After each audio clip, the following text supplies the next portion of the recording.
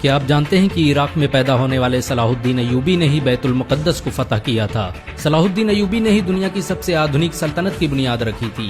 ان کے ذریعے استھاپت کی گئی ایوبی سلطنت نے 100 سالوں تک آدھی دنیا پر راج کیا۔ اس سلطنت کی سرحدیں مصر سے لے کر سیریا، ترکی، یمن، حجاز اور افریقہ تک پھیلی ہوئی تھی۔ صلاح الدین ایوبی دنیا کا پہلا حکمران تھا جس نے سب سے زیادہ اسپتالوں اور اسکولوں کا نرمان کروایا۔ ان کے ذریعے بنائے گئے اسپتالوں میں دنیا کے سب سے بہترین ڈاکٹر کام کرتے تھے۔ آپ کو یہ جان کر شاید حیرانی ہو کہ دنیا کا پہلا شکشا بجٹ صلاح الدین ایوبی نے ہی پیش کیا تھا۔ انہوں نے چھاتروں کے رہنے کے لیے ہاسٹل اور کینٹین بنانے کی جس پرمپرا کی شروعات کی اسے آج پوری دنیا میں استعمال کیا جاتا ہے۔ صلاح الدین ایوبی نے کبھی جنتا کا پیسہ خود پر خرچ نہیں کیا، یہاں تک کہ انہوں نے اپنی زندگی میں کبھی ریشمی کپڑے نہیں پہنے۔ اتنی بڑی سلطنت کا مالک ہونے کے باوجود سلطان صلاح الدین ایوبی نے اپنی پوری زندگی ایک ٹینٹ میں گزار دی۔ سلطان صلاح الدین ایوبی کو اتہاس کا سب سے نیائے پری بادشاہ کہا جاتا ہے۔ ان کے دربار میں ہر انسان کو آنے کی اجازت تھی۔ صلاح الدین ایوبی نے سپتاہ میں 2 بار جنتا دربار لگانے کی جس پرمپرا کی شروعات کی اسے آج بہت سے دیشوں میں استعمال کیا جاتا ہے۔ صلاح الدین ایوبی کی انصاف پسندی کا یہ عالم تھا کہ یہودی اور عیسائی بھی اپنے فیصلوں کے لیے ان کے دربار آتے تھے۔ سلطان صلاح الدین ایوبی کے دور میں مصر دنیا کے سب سے امیر شہروں میں سے ایک تھا۔ ان کی حکومت میں قاہرہ اور دمشق کے اسپتالوں میں دنیا بھر سے لوگ علاج کے لیے آتے تھے۔ دنیا کے مشہور ویگیانک ایڈولارڈ نے سائنس کی شکشا مصر اور سیریا میں حاصل کی تھی۔ آپ کو یہ جان کر شاید حیرانی ہو کہ صلاح الدین ایوبی کے ذریعے استھاپت کی گئی سلطنت ایوبیہ میں ہی آنکھوں کے علاج پر سب سے زیادہ ریسرچ کی گئی۔ موتیا بند کا سب سے بہترین علاج مصر میں ہی کھوجا گیا تھا۔ صلاح الدین ایوبی کی سلطنت میں رہنے والے ابن البیتار نے 300 سے ادھک دواؤں کی کھوج کی۔ اس کی لکھی کتاب المغنی اور کتاب الجامی کو 17ویں صدی عیسوی تک آکسفورڈ جیسی یونیورسٹیوں میں پڑھایا جاتا رہا۔ آپ کو یہ جان کر شاید حیرانی ہو کہ صلاح الدین ایوبی مصر اور سیریا کے پہلے سلطان تھے۔ انہیں اسلام کا اگھوષت خلیفہ بھی کہا جاتا تھا۔ بہت کم لوگ جانتے ہیں کہ صلاح الدین ایوبی نے ہی بیت المقدس کو فتح کیا تھا۔ انہوں نے ہی 1187 عیسوی میں صلیبیوں کو شکست دے کر مسجد اقصی کو آزاد کروایا تھا۔ صلاح الدین ایوبی نے مسجد اقصی کو فتح کرنے کے لیے 16 جنگیں لڑی۔ وہ ہر جنگ میں ایک محراب اپنے ساتھ رکھتے تھے تاکہ جب بیت المقدس فتح ہو تو اس محراب کو اپنے ہاتھوں سے مسجد اقصی میں لگا سکیں۔ 1187 عیسوی میں جب انہوں نے بیت المقدس کو فتح کیا تو یہ محراب انہی کے ہاتھوں مسجد اقصی میں نصب کیا گیا۔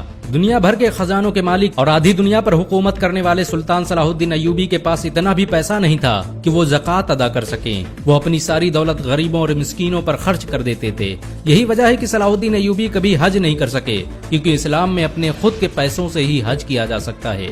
صلاح الدین ایوبی نے دنیا کی سب سے خطرناک جنگیں لڑی۔ انہوں نے دنیا کی سب سے بڑی صلیبی فوج کو شکست دی۔ اس فوج کی طاقت کا اندازہ اسی بات سے لگایا جا سکتا ہے کہ اس میں دنیا بھر کے 6 لاکھ عیسائی شامل ہوئے تھے، یہاں تک کہ یہودیوں کا ایک بڑا گروہ بھی صلیبیوں کی مدد کر رہا تھا۔ صلاح الدین ایوبی شروعاتی دنوں میں نور الدین جنگی کے فوجی کمانڈر تھے، لیکن 1164 عیسوی میں جب انہوں نے مصر کو فتح کیا تو نور الدین جنگی نے انہیں مصر کا شاسک بنا دیا، اور پھر صلاح الدین ایوبی کی سلطنت کا دائرہ پھیلتا ہی چلا گیا، یہاں تک کہ سعودی عرب سے لے کر عراق، شام، سوڈان، ترکی اور افریقہ تک کا پورا علاقہ صلاح الدین ایوبی کے قبضے میں آ گیا۔ سلطان صلاح الدین ایوبی نے صلیبیوں سے لگاتار 12 سالوں تک جنگ لڑی۔ انہوں نے جنگ حطین میں اپنے 12,000 سپاہیوں کی مدد سے صلیبیوں کے 63,000 کے لشکر کو خاک میں ملا دیا۔ صلاح الدین ایوبی کی انصاف پسندی کے دشمن بھی قائل تھے۔ انہوں نے بیت المقدس کو فتح کرتے ہی عیسائیوں اور یہودیوں کے لیے معافی کا اعلان کر دیا۔ انہوں نے عیسائیوں کو نہ صرف بیت المقدس کی زیارت کی اجازت دی بلکہ ان کے لیے کھانے پینے اور رہنے تک کا انتظام کیا۔ صلاح الدین ایوبی کے اس اخلاق سے یہودی اور عیسائی اتنا پربھاوت ہوئے کہ انہوں نے اسلام قبول کر لیا۔ صلاح الدین ایوبی کے ہوتے ہوئے کسی میں مسلمانوں کی طرف آنکھ اٹھانے کی ہمت نہ تھی۔ یروشلم کے بادشاہ کے بھائی نے جب مسلم حاجیوں کے قافلوں کو لوٹا تو سلطان صلاح الدین ایوبی نے اسے سرے عام قتل کر دیا۔ صلاح الدین ایوبی کے ذریعے آزاد کروائے گئے بیت المقدس پر مسلمانوں نے 750 سال حکومت کی، لیکن 1948 میں امریکہ، برٹن اور فرانس نے مل کر فلسطین میں ایک یہودی دیش اسرائیل کی استھاپنا کر دی اور بیت المقدس کے آدھے حصے پر یہودیوں نے قبضہ کر لیا۔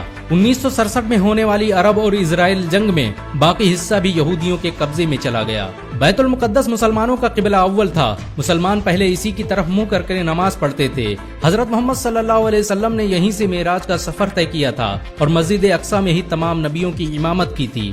صلاح الدین ایوبی نے اپنی پوری زندگی میدان جنگ میں گزار دی. انہوں نے 100 سے ادھک جنگیں لڑی اور زیادہ تر میں فتح حاصل کی. بہت کم لوگ جانتے ہیں کہ صلاح الدین ایوبی حافظ قرآن بھی تھے. انہوں نے ماتر 15 سال کی عمر میں ہی قرآن حفظ کر لیا تھا. صلاح الدین ایوبی عراق کے شہر تقریت میں پیدا ہوئے تھے. یہ وہی شہر تھا جہاں بعد میں صدام حسین جیسا شیر پیدا ہوا. صلاح الدین ایوبی کو اسلامی اتہاس کا ہیرو کہا جاتا ہے. مسلمان صلاح الدین ایوبی کو آج بھی عزت کی نظروں سے دیکھتے ہیں. اگر ایک مسلمان ہونے کے ناطے آپ کو گرو محسوس ہوا ہو تو اس ویڈیو کو لائک اور شیئر ضرور